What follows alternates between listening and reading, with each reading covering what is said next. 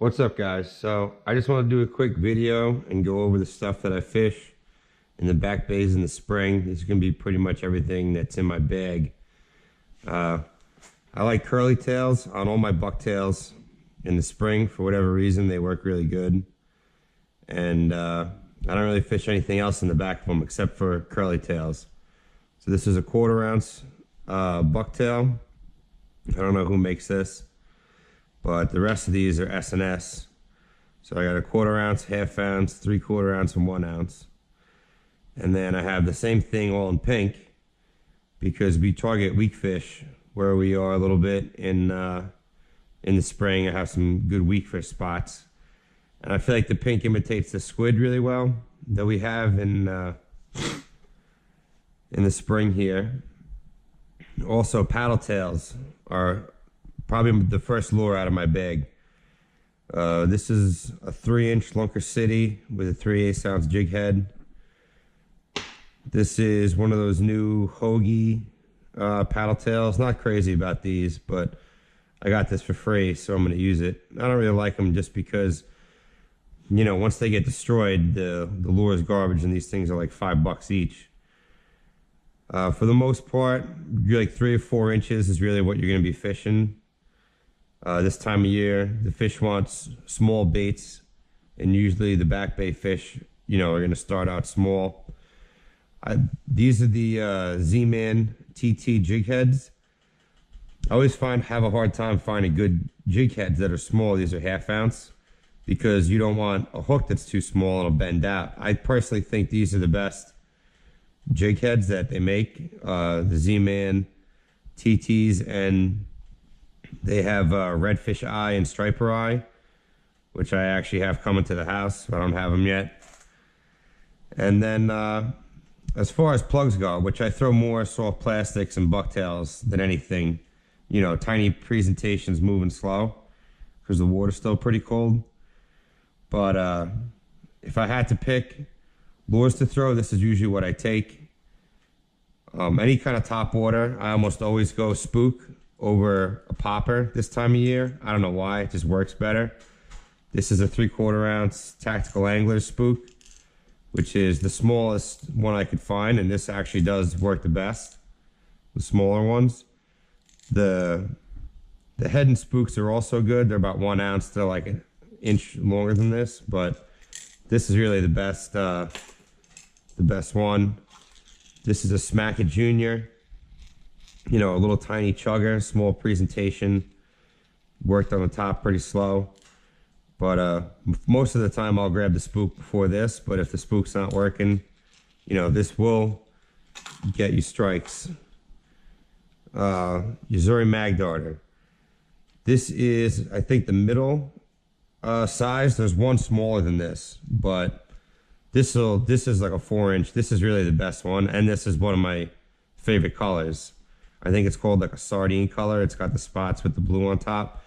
This thing absolutely destroys fish. Even like little tiny diaper stripers will try and crush this thing.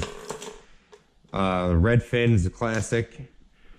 You know, this thing, if you're fishing skinny water, this thing is perfect. So, you know, the MagDarter probably dies like 3 or 4 feet. If you only got 3 feet of water and you want to stay close to the top, this is really your best bet. This one, I think I put a little bit of water in here and I loaded it. So I think it's like a little over 1 ounce, but it still floats. So that's really what you want out of that plug. Then this is actually a really nice plug too. It's a 4-inch metal lip by MikesCustomPlugs. He makes phenomenal stuff.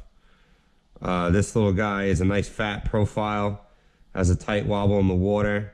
I think I paid like $22 for this thing, and I've had it for like 3 or 4 years now. This works really good.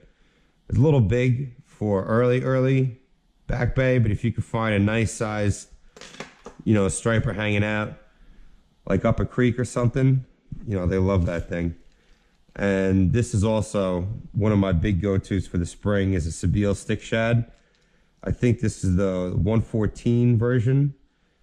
And I usually put double split rings because I've heard stories of guys cracking this eyelet with the big fish on there.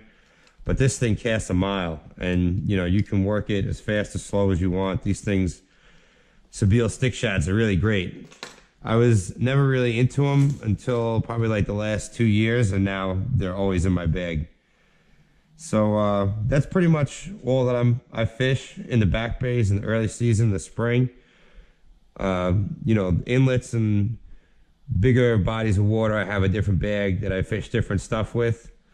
But this is basically the stuff that's always going to be with me. So that's it. I hope you liked the video, and good luck this season. So I also wanted to show you guys, this is the rod that I use. This is my setup for the back bays. This is a Mojo Inshore medium power 7.6. It says it throws 3/8 to 3/4, but this is really like a 1/4 to a 1 ounce rod. You know, I've caught 35-inch fish on this with 20-pound line, and you know, the backbone on this thing is phenomenal. The tip is super sensitive. I'm a big fan of St. Croix just because their you know, their warranties on their rods are great. If you break these rods, you can send them back. You know, you can upgrade the rods. Really, really great company, St. Croix. And this is a Van Stoll VR50. I know a lot of guys really like these. They just came out. I like mine. It's just a little small for what's advertised. I think they advertise this, and everybody says it's like a 4,000 size reel. It's really like a 3,000, like a small 3,000 size reel. When I grip this rod, the bail wire hits my knuckles, which is the only thing I don't like about it. But besides that, it's definitely worth the money. You know, I like investing money in reels that are going to last you, because most of the reels I have last 2 seasons, and then they're just blown out and not good anymore. So this is 20-pound Super Slick 8 Power Pro, and I have a 30-pound fluorocarbon leader that's probably like 2 feet with a 75-pound Tactical Angus clip. This is a really nice rod for back bays. You can catch everything from little dinks and all the way up to, you know, nice big fish on this. And this, I think this whole setup probably weighs like not even 5 pounds. This is a really, really light rod, nice to carry around all day. So that's it. You know, I hope you enjoy the video, and get out there and catch some fish.